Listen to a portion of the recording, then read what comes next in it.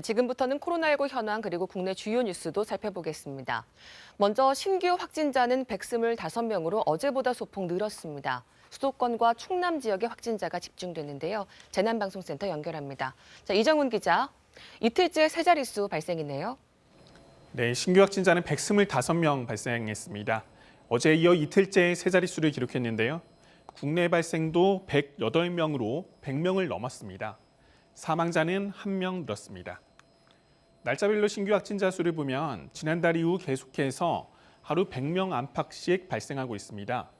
추석과 한글날 연휴를 지나고 우려했던 대규모 확산은 없었습니다만 그 뒤로 완만한 상승세가 이어지고 있는데요.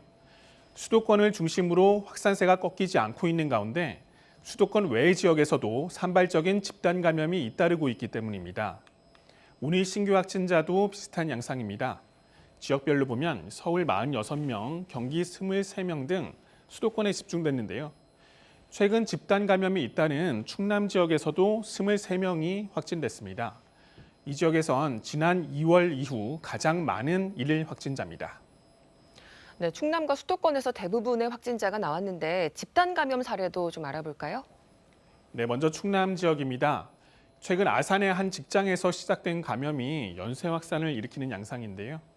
술집과 노래방, 사우나를 거치면서 어제 정오 기준 모두 28명이 감염됐습니다. 여기에 천안 콜센터에서 새롭게 집단 감염이 확인됐는데요. 지금까지 최소 20명이 확진 판정을 받았습니다. 콜센터는 이미 여러 차례 집단 감염이 발생했던 곳이죠. 직원들과 접촉했던 사람들에게 추가 감염되지 않을까 걱정되는 상황입니다. 수도권 지역 집단 감염도 살펴보겠습니다. 어제 정오 기준입니다. 서울 동대문구의 한 요양시설에서 모두 21명이 확진됐고요. 경기 군포의 병원과 안양 요양시설 사이에 발생한 연쇄 감염으로 지금까지 모두 72명이 감염됐습니다. 또 경기 성남의 한 중학교와 서울 지역 헬스장으로 이어진 집단 감염으로 모두 57명이 감염됐는데요. 이렇게 집단 감염이 잇따르면서 마스크 착용이 어느 때보다 중요해졌습니다.